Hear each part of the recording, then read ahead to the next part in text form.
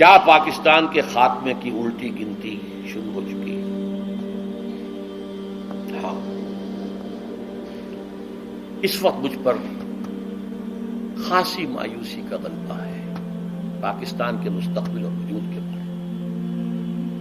3 سال پہلے کی بات جو کہ تو آئی اس میں کوئی فرق نہیں پڑا۔ معنن پاکستان ختم ہو چکا ہے، ایک انڈیپینڈنٹ ساورن سٹیٹ کی حیثیت نہیں رہی ہے۔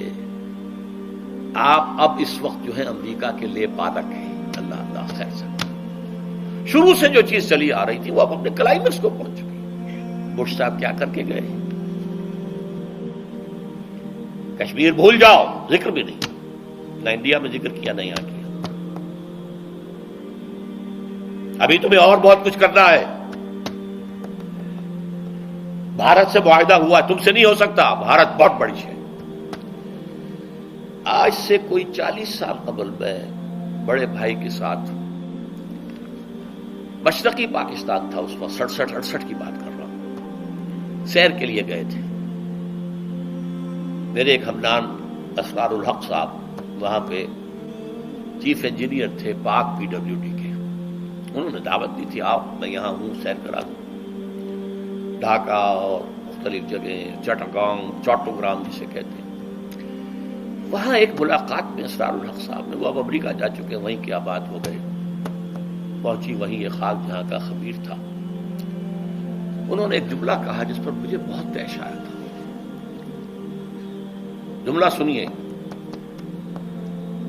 India is a very great country and Pakistan is only a nuisance to it. انگریزی دان لوگوں نے تو سمجھ لیا ہوگا، بھارت ایک بہت بڑا ملک ہے اور پاکستان اس کے لیے تھوڑی سی سرگرانی کا باعث ہے، بس ختم۔ آج یہ جملہ 100% آپ کے نگاہوں کے سامنے، اگر آنکھیں بند کیے رکھیں تو اور بات ہے، اگر حالات کے رخ کو نہ پہچاننا چاہیں تو لگے رہے اپنے دھندوں میں، کاروبار میں، اللہ اللہ خیر صلی اللہ، ورنہ صورتحال یہ پیش آ چکی ہے۔ الٹی گنتی شروع ہو چکی ہے، لیکن اس سب کے باوجود ابھی امید کا چراغ میرا گل نہیں ہوا، مدھم پڑ گیا ہے، ٹمٹما رہا ہے۔ لیکن میرا ایک جو امید کا سہارا ہے وہ 400 برس کی تاریخ ہے بھارت کی، ہندوستان کی، جس کے کوئی منطقی تقاضے نظر آتے ہیں، اور مستقبل کی پیشین گوئیاں ہیں محمد رسول اللہ صلی اللہ علیہ وسلم۔ تو یا ماضی میں روشنی نظر آتی ہے یا حال میں نہیں، کچھ نہیں۔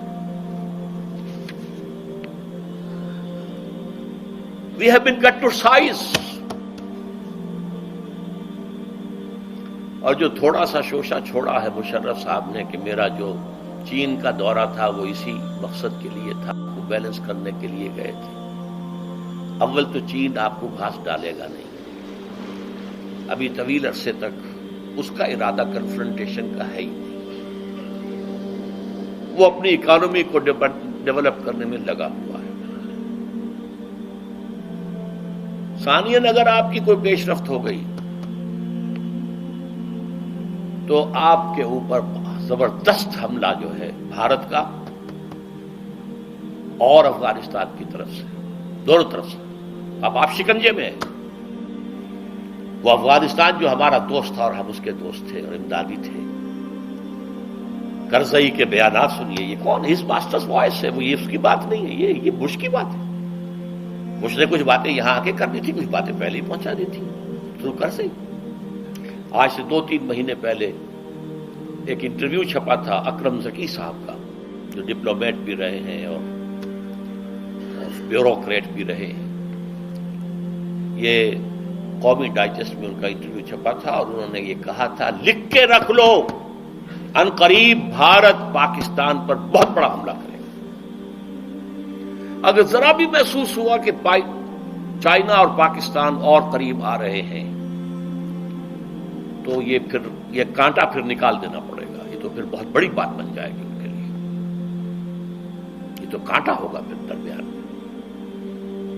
بہرحال اس کے باوجود میں آپ سے کہہ رہا ہوں، امید ہے کہ شاید کوئی معجزہ اللہ تعالیٰ کی طرف سے، پاکستان کا قیام بھی معجزہ تھا، اور پھر تاتاریوں کا معجزہ کچھ تھا، تو اب بھی معجزہ ہو سکتا ہے۔ تاتاریوں کی تاریخ جو ہے تو دہرائی جا سکتی ہے، اور پھر لیکن اسی خطے سے اسلام کا احیاء ہوگا،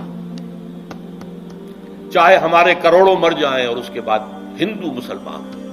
اور یہ پیشین گوئی شاہ ولی اللہ دہلوی کی ہے کہ ایک وقت آئے گا کہ ہندوستان کی اونچی ذات کے لوگوں کی اکثریت اسلام قبول کر لے گی۔ دیکھیے ہمارے ذہن میں خیال بھی آتا ہے تو نچلی ذات کا، شیڈولڈ کاسٹ کا، شودروں کا نہیں، اونچی ذات کے ہندوؤں کی اکثریت جو ہے اسلام قبول کر لے گی۔ اب آئیے آخری کلائمیکس، یہ تو حالات ہیں، تاریخ کا رخ ہے، جا رہا ہے، پاکستان کدھر جا رہا میں روک نہیں سکتا، آپ روک نہیں سکتے۔ ہماری جو بھی غلطیاں ہیں، کوتاہیاں ہیں، وعدہ خلافیاں ہیں، ان کی کیا سزا ہمیں ملتی ہے، ہم اس کے مستحق ہیں، ہم کوئی شکوہ نہیں کر سکتے۔ اصل مسئلہ فرد کا ہے، جہاں سے میں نے بات شروع کی تھی، زندگی کی سب سے بڑی حقیقت موت، اور دوسری سب سے بڑی حقیقت آخرت۔ ایک فرد جو ہے وہ اپنی عاقبت کیسے درست کرے؟ تاریخ کے دھارے کا رخ موڑنا تو میرے لیے یا آپ کے لیے ممکن نہیں ہے۔ ہاں اللہ جب چاہے وہ گھاس کے تنکوں سے بھی کروا سکتا ہے کام۔ ابابیل کی چوچوں کے اندر چھوٹے چھوٹے کنکروں سے ہاتھیوں کو اور پورے ابرہہ کے لشکر کو ہلاک کر سکتا، اس کی ہے قدرت ہے۔ لیکن انفرادی نجات، میں ہوں، میری قبر ہے، میرے سامنے ہے، اس کے لیے کیا کرنا ہے؟ اللہ کی رضا اور آخرت کی نجات کے حصول کے لیے دو شرطیں ہیں، ایمان اور عمل صالح۔ ایمان بھی قانونی ایمان نہیں جس کی بنا پر آپ مسلمان کہلاتے ہیں۔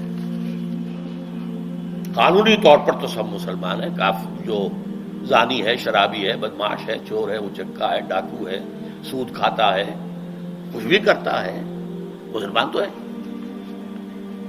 حقیقی ایمان، دل والا ایمان، نور قلب بن جائے، وہ ایمان درکار ہے، اس کے بغیر نجات نہیں ہے۔